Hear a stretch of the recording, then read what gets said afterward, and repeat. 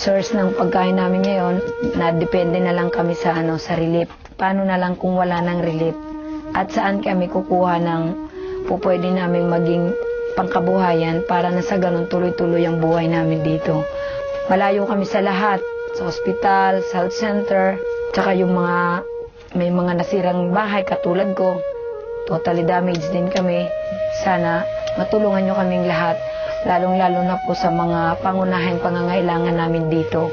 Ang una po yung pagkain, tirahan, at saka gamot. Nagpapasalamat kami lahat na kahit papano na at sa layo ng lugar namin, narating ninyo para makita nyo ang kalagayan namin. Base dun nga sa ating mga needs na pinasent nyo sa amin, ang una dun ay yung food security. So, may mga gardens na nasira, o pinagkukunan ng livelihood, yung nyog, wala na. Pangalawa, pabahay. Pangatlo, kabuhayan. Parang nakikita ko na kung magkakaroon yan ng new Batug, pag meron ka talagang sarili, hindi mo na kailangang bumili. At least mahanap mo na doon sa garden mo. Yung pagdating sa gulay, pwedeng yung gamot mo doon herbal pwede mo nang magamit sa pamilya mong first aid mo sa kanila. Kasi isa rin po kasi ako sa barangay health worker. So kahit pa paano, yan nagagamit ko at na-apply ko na lang dito sa sariling pamamahay ko. Kaya hindi ko na kailangan yung lahat itatakbo ko sa doktor or kung sa anumang manggagamot. Hindi na. Pagkaya ko, ginagawa ko na lang sa pamilya ko. This is the community permaculture garden that we set up with the community a few weeks after Typhoon Yolanda hit. And it started as a simple circle prepared by the children, the Permaculture Aid volunteers, the families that were most affected by the disaster. And you can see it's now thriving. We're now 3 months into our work here. It's beautifully green without needing so much attention. Actually, it's been growing and thriving on its own. Some of these vegetables are actually being used now for the Earthship build by the local co-op to prepare the food for the volunteers. So there's now like a return of investment. We modeled it for the community with them. Then they could see that it's possible for their gardens at home. And that's our goal, that every home, most of them have had gardens before that were affected by Typhoon Yolanda, can have a permaculture design garden. So a garden focuses on not just what you see, but also what you don't see. It's a lot of investment, more on the soil.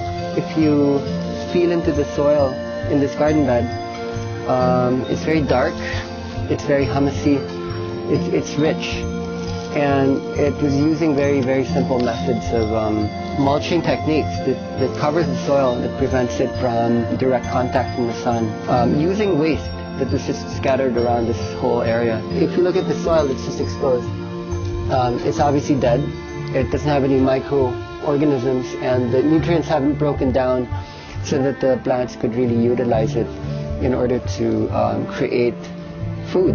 So right now, we are already working with families that are coming into a greater degree of consciousness, inner wisdom, and confidence, knowing that we are able to bring opportunities to the town that weren't here before, but the kind of opportunities and assistance that really unleash energy from within.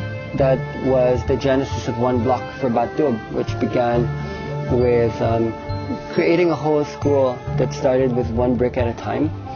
So the idea is, what can a single brick, or let's say something like $100 US, which is the price of 2 expensive meals in a westernized country, what can 1 brick provide a family forever?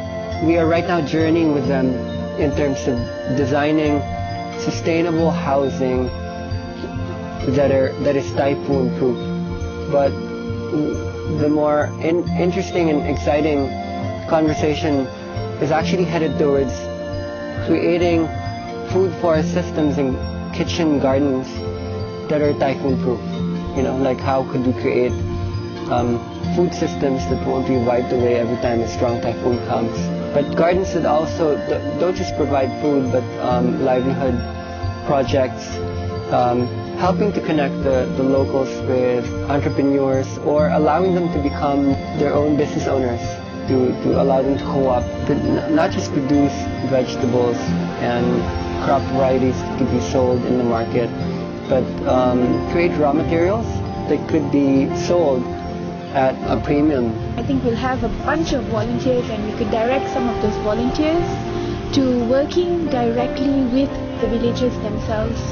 So we're going to be working directly with each household and restore the buildings that were the houses that were destroyed by the typhoon.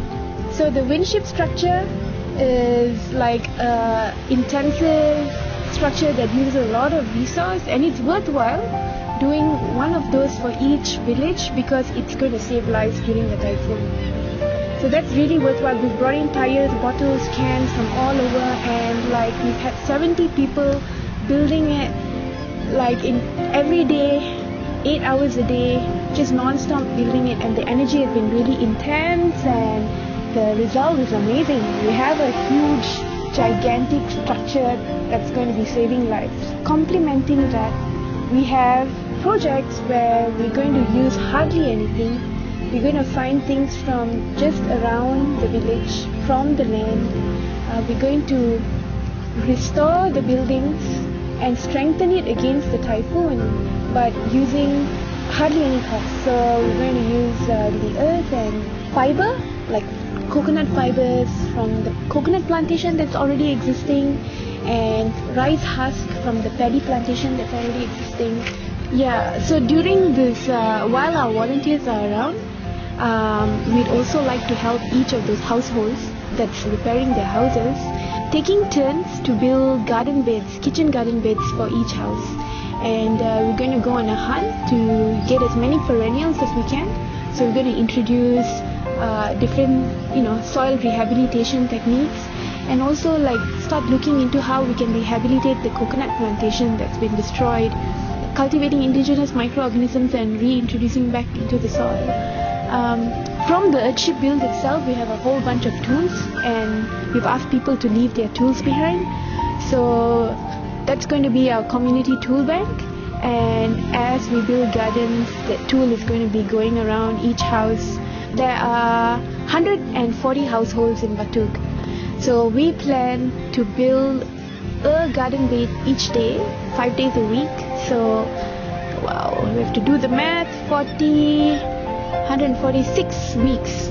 If I did the math right, we would have every house here with a garden bed, and every household would have learned how to build these garden beds, take care of their soil, and then it's up to the villagers, like how intensively they want to maintain those systems and expand those systems. We want to use this opportunity to create models, and we want to build the capacity of the villages to be resilient and to provide for all those, and then to train other villages from different barangays.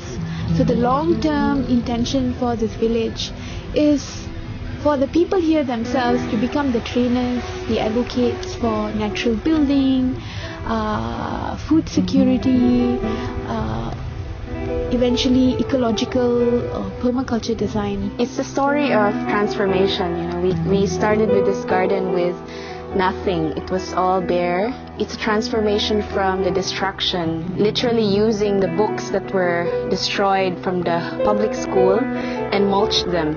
And now from that mulch we have this living school, a library of plants and herbs that the locals can share and partake with. So we're doing this collective painting of a segregation bin for the school as a support activity for the windship, because we don't just put the bottles, cans or anything, but we want to show them that before cans were made, it came from a mountain. Before plastic was done, they came from the sea as crude oil.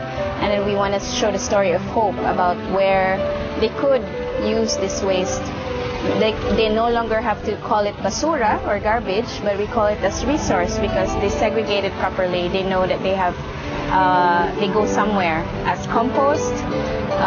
They go as recyclables or as upcycled materials.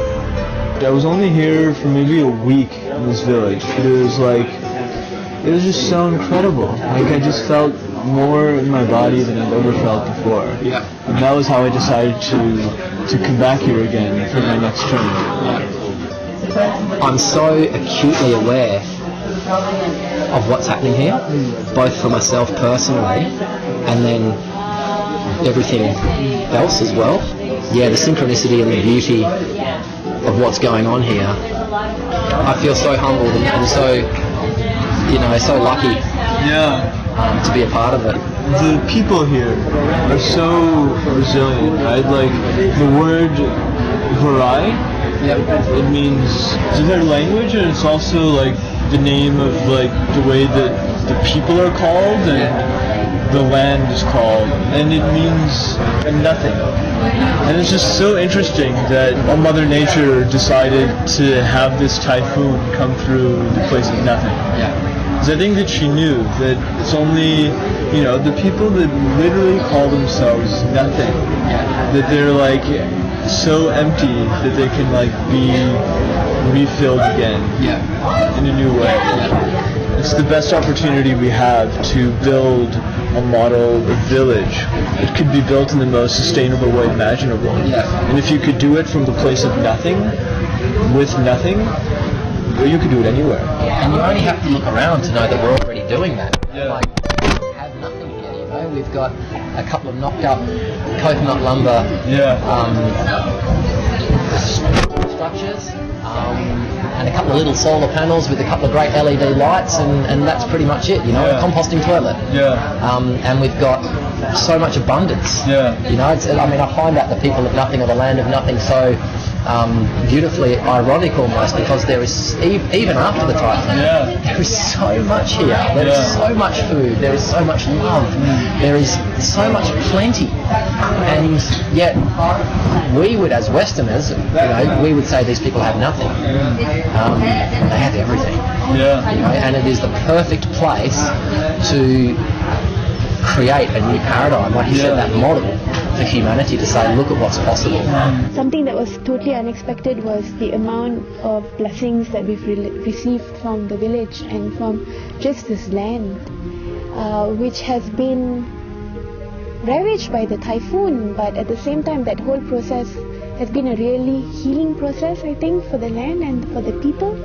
And to be able to be here and to share and to partake in that healing process and to be healed by the simplicity in the way of life here, the intuitive way in which the Filipinos live.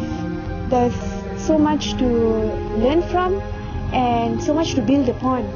Whatever that is that we learn from here, we can replicate through a language that everyone would be able to tap into.